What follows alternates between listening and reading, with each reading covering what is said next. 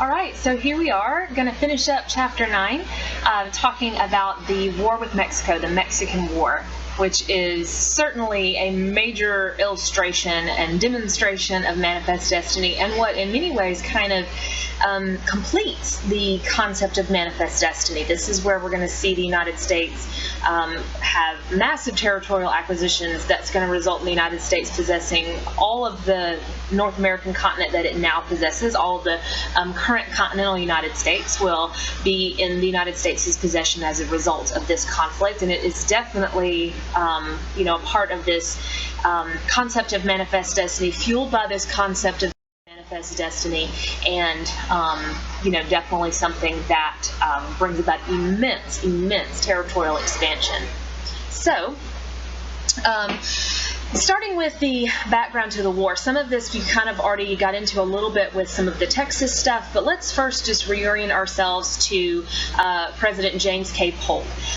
We talked about him a little bit before in this chapter, and I've mentioned before that he is your manifest destiny president. When you think of James K. Polk, think of manifest destiny. That was something that he believed in very, very strongly, and that he's kind of a champion of, and he really runs for president in 1844, the election of 1844. Expansion and manifest destiny was one of the big issues, and it was the thing that Polk was running on. He was promising territorial expansion. Specifically, he promised the answer to the Texas question, to annex Texas, because this was in that moment in 1844 where Texas was an independent nation, and he was on the side of Texas must be annexed. That's part of manifest destiny. That's something we absolutely have to do, and so that was part of his platform to settle the Oregon dispute. This is while that Oregon dispute was going on, the whole 5440 or fight thing was going on, and Polk would have been one of those people that was saying over and over again, 5440 or fight. So that's part of it. And he was also running on the acquisition of California, that the United States would in some way acquire California,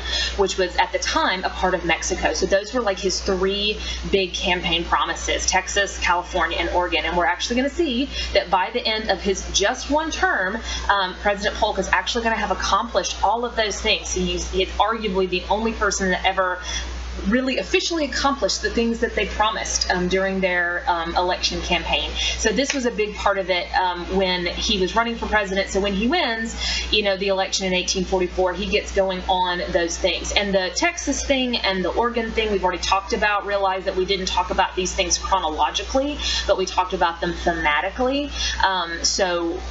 We see Polk elected in 1844. Texas is going to be annexed in 1845, the following year. The Oregon thing will be settled the next year, and then the Mexican War will happen after that, which is where California comes in. So it doesn't quite go in that order. So there are some long-term sort of ongoing things that were causes of the Mexican War, and then immediate cause of the Mexican War. The long-term causes include Texas. When the United States annexes Texas in 1845, we talked about that in the previous section. So Polk is elected in 1844. Texas is annexed by joint resolution in 1845. Texas becomes a state. You may recall that one of the things that people had major reservations about in annexing Texas was the possibility that that could inaugurate conflict with Mexico, and it does. And I mentioned then that Mexico is quite angry about it. They were not happy about having lost Texas. They are still claiming at least parts of Texas to belong to them, and so they took it as a major offense when the United States annexed Texas and broke diplomatic relations with the United States, which was a prelude to war. More specifically in regard to Texas, not just with Mexico being mad about it, is that there's a boundary dispute over Texas. There's a boundary dispute over exactly where Texas ends and where Mexico begins. And that boundary dispute was illustrated right here. The United States claimed that the boundary of Texas was the Rio Grande, or some people might call it the Rio Grande. And some of you know that to be the current and modern day boundary between the United States and Mexico, which is sort of right there. So that's what the United States is claiming the boundary of Texas to be. Mexico says that it's right here, that it's the Nueces River, which is about 100 to 150 miles north of that. So what we have here that I'm crudely outlining here is all this disputed territory. Okay, so all of this in right here is disputed between the United States and Mexico. Mexico saying that it's theirs, the United States saying that it's theirs. And so you can imagine that conflict could easily erupt in that part right there, where both sides are claiming that land to belong to them. There is also, as well as that, there are also issues over other territories. Hold on just a second. Let me get myself oriented. Okay. So the issue of California. Another issue that leads to the Mexican War, one of the other long-term causes, or sort of ongoing causes, had to do with California. I mentioned earlier on that one of the things that President Polk wanted, and a lot of Americans wanted, was the acquisition of California. So when Polk becomes president, he makes good on that promise of trying to acquire California, and that brings up John Slidell, and what sometimes gets called the Slidell Affair. John Slidell was sent, he was like an ambassador or a diplomat representative that was sent to Mexico from the United States by President Polk to offer to buy California. So that's what he was supposed to do, was to offer to purchase it. And Mexico, of course, said no, refused to make the deal, but they were even just so insulted by the very idea that the United States would even ask to buy California that it does a lot to further sour that relationship. They won't meet with Slidell, they send him back, so it was like a slap in the face on both sides. Like, Mexico's really mad that the United States would even attempt this, and then the United States is really mad when Mexico won't even receive Slidell and won't even consider the offer. So that furthers the tensions and escalates things between the two.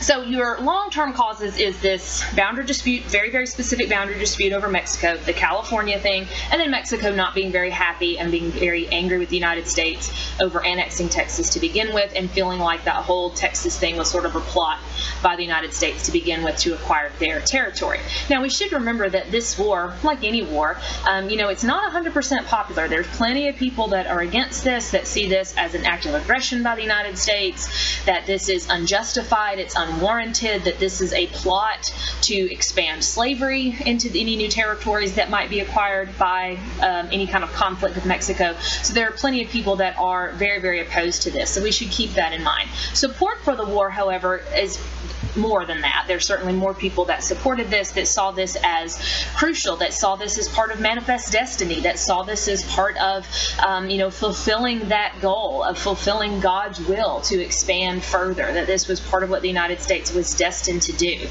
This was important for the United States' future. It was about expanding American democracy, expanding American greatness, nationalism. It's tied into all of those things. Economic expansion, all of that is some of the different reasons why people would have supported the war with Mexico. So all that has to do with the background to the war. Now we're going to take a look at the war itself. Now, the immediate outbreak of the war, obviously, because of that disputed area in Texas, that's where things are going to get started. That's where violence is going to erupt, is over that disputed territory that we mentioned just a few moments ago. President Polk, what he's going to do, the incident that's going to cause the outbreak of the war, is President Polk is going to order American troops that were there around the Nueces River, around that disputed territory. He orders American troops. Those American troops were under the command of General Zachary Taylor. So General Zachary Taylor is commanding American troops there in Texas. They had been staying out of that disputed territory to avoid conflict, even though they were claiming it to be theirs. They were staying out of there. President Polk orders General Taylor to cross over the Nueces River into that disputed territory.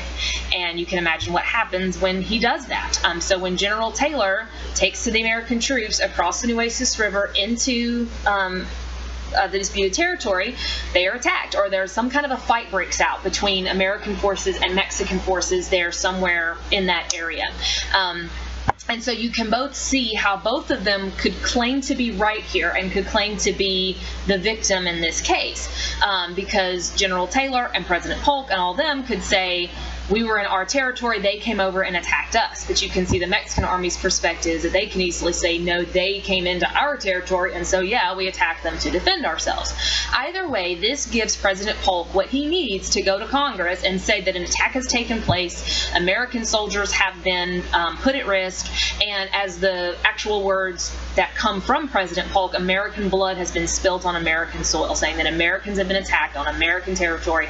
We have to go to war. And so this is the actual phrase that he uses in his speech, where he is asking Congress for a declaration of war against Mexico, which he gets. Only a handful of congressmen vote against it.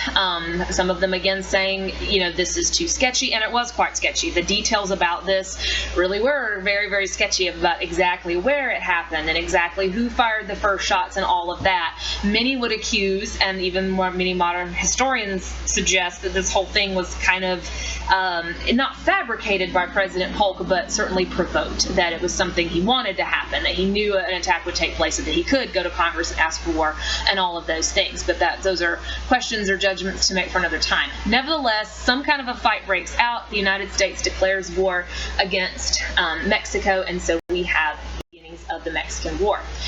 The Mexican War is not incredibly long. It lasts about a little less than 2 years, and there are kind of 3 parts of the American strategy. So we're going to look at those 3 parts of the American strategy. The first part involves General Zachary Taylor, whom we were just talking about. His troops were in Texas here. That's where they were, where that initial fight took place, somewhere right in here. And they are going to invade northern Mexico. So his troops are going to be moving down and invading through northern Mexico right around here. Then we have a second general who is going to move towards California, and that's going to be General Kearny. I know that looks like Kearney, but it's Kearny.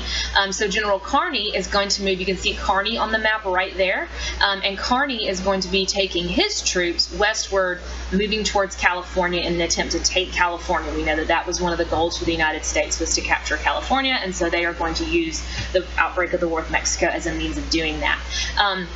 That turns out to be pretty easy for the United States. Capturing California really isn't all that hard for a couple of reasons. One, it wasn't incredibly well defended. And 2, there were already a pretty large number of Americans out in California that had already settled there, that organized a revolt against the Mexican government before American forces even got there. And that's called the Bear Flag Revolt. So that was a revolt by people in California, a lot of them American, to overthrow Mexican authority and overthrow the Mexican government there prior to the arrival of American forces under the command of General Kearny. And they actually won that revolt and declared themselves actually an independent republic for a short time called the Republic of California. And so it wasn't ever officially recognized by the United States government, but they at least claimed to be their own country, at least for a while, until the United States does officially capture it. So it wasn't very well defended. Kearny really didn't have a whole lot of work to do because the people of California had really done a lot of it for him. This is why, if you ever have noticed or ever have seen, or if you ever do see, on the California state flag, there's a bear on it. And that has to do with the Bear Flag Revolt. And so some people, I think, even call the Bear Flag Republic, if I'm not mistaken. So Kearny goes west, capturing California. Taylor is invading through northern Mexico. And then the third and final part of the attack involves General Winfield Scott. And he is going to take his forces. If you look on this map at New Orleans, you can see this line going across the Gulf of Mexico. This is Scott right there. That is General Winfield Scott taking his troops across the Gulf of Mexico and invading Mexico from the east right here. First amphibious landing of American forces in U.S. military history is that right there. And he goes in with his forces and they capture Mexico City pretty quickly. I would actually exactly say easily. I mean, they are successful and victorious, but they capture Mexico City by the, I believe, September of 1847, which brings about the end of the war. Mexico City, of course, is the capital of Mexico, so that leads to Mexico's surrender and the end of the war. So that was the United States' 3-part strategy, which was incredibly effective and brings about American victory in a pretty sweeping and significant American victory in the Mexican War. So now let's take a look at the aftermath of the war, the results, and what it means for the United States. This last part here, America gains the spoils of war, and as they say, to the victor go the spoils of rewards, and there certainly were a lot for the United States in this case. The treaty that ends the Mexican War is called the Treaty of Guadalupe Hidalgo, and is agreed to in 1848, not too long after the end of the war. In the Treaty of Guadalupe Hidalgo, the United States gains several things, and Mexico has to agree to several things. First of all, Mexico, number one, Mexico gives up any and all claims to Texas. So all of their arguing that Texas was theirs, or that it was gained unfairly, or any of that stuff they had been upset about or complaining about before, they have to give up. So they give up any and all claims to Texas and have no further disputes about that. The boundary of Texas, too. We know that the boundary dispute over Texas was one of the reasons why the United States went to war in the first place, what caused this problem. And so the boundary of Texas is set, as you can probably guess, at the Rio Grande, which is where it remains today. So no more boundary dispute over Texas. And then the third thing is a massive, massive territorial acquisition that the United States gets. And it's something that eventually becomes called the Mexican Cession. The United States gets all this territory that you see in the red here on this slide, all of this. You can see that that includes California, it includes all of Nevada, all of Utah. We see parts of New Mexico, Arizona, parts of Colorado, parts of Wyoming here. Basically, this whole southwestern chunk of the United States becomes, or what is now the United States. This is where the United States gains that territory from Mexico. This amounts to about half of Mexico's territory. They lose about half of their territory to the United States in this Mexican Cession. And the United States does pay some for this, but not very much. And I can't remember the exact numbers. I think it's like $10 million or something like that, which sounds like a lot of money. But even in that time, if you'll look at the amount of space that is for $10 million, plus the fact that the United States was actually offering more for just California a few years before this. So it's not a whole lot of money that Mexico's getting for half of their territory.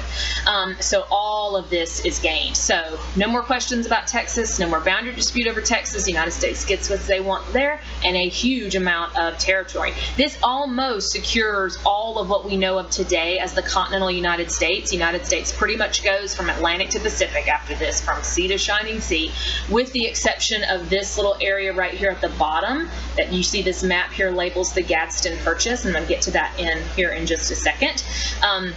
So this nearly completes the whole concept of manifest destiny. The Gadsden Purchase is that little bottom strip in that kind of beige or whatever color that is at the bottom, and it was bought separately from Mexico in 1853, which was just a few years later. Gadsden is the name of the guy that negotiated the purchase, and that is what truly completes manifest destiny, as it were. That is where the United States officially has all of the continental United States that it possesses today, everything except, Alaska and Hawaii at that point. And the reason that the United States bought that Gadsden Purchase at that time is because this is when plans were underway to build a transcontinental railroad, a railroad going all the way across the country from East Coast to West Coast. Now, they won't start building it until the 1860s. They were just in the talking phases at this point.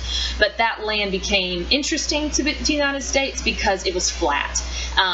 The big obstacle, or one of many big obstacles in building a transcontinental railroad, is those darn Rocky Mountains that are running right through there. So because this was flat, and it actually ends up, this is not where the transcontinental railroad ends up going, but that's why they bought the land anyway. So with the Gadsden Purchase, the United States truly has all of the continental United States today, completing that concept of manifest destiny.